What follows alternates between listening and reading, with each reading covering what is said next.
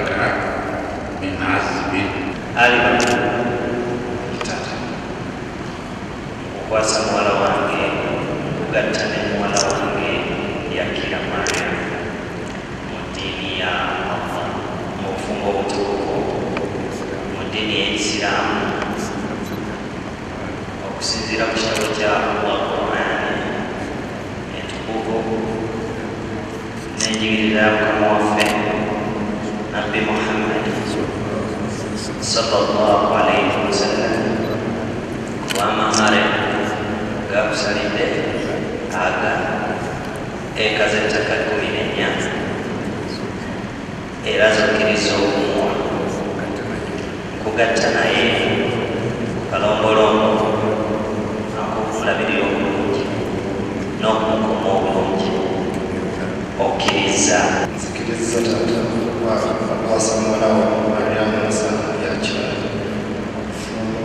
obutukuvu obwa shariya eisiraamu asinzira mu kitabo kya katonda Qur'ani ekitukuvu n'enjigiriza Mukama waffe Nabi Muhammad sallallahu alaihi wasallam olw'amahale gansalidde ag'ettaka eka 14 zenzikiriza okumuwa nkakasa tijja kumwagala nkakasa mu maaso go ne mu maaso g'abalwana bonna tijja kumukuma bulungi era nja kumulabira bulungi era nja kumwagala nnyo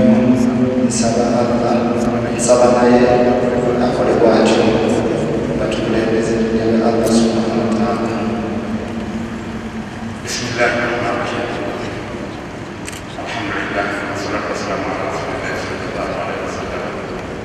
Amanyagamba ze sheria ya Ibrahim kwa sheria makakasa nti Maryam mukyala wa Ali balumwa mu mateeka era Ali balumwa mwami wa Maryam mu mateeka.